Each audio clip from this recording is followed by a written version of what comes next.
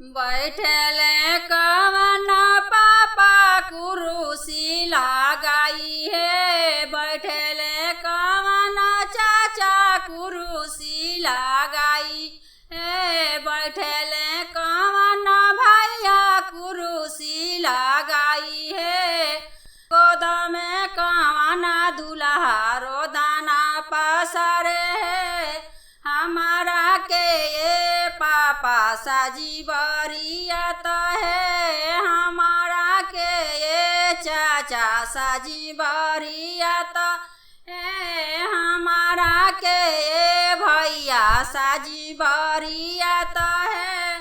हाथी साजब घोड़ा साजब औरो साजब करवा है। हाथी साजब घोड़ा साजब औरो साजब करवा है। गाँव के चिड़ैया सब जहे बरियत है।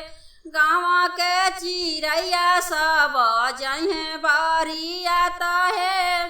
पापा तोहरो जहे दुल्हा बनी के समधिया है। पापा तोहरो जहे दुल्हा बनी के समधिया है। भैया तोहरो जहे दुल्हा बनी के भसुरवा है। भैया तोहरो जहे दुल्हा बनी के भसुरवा है।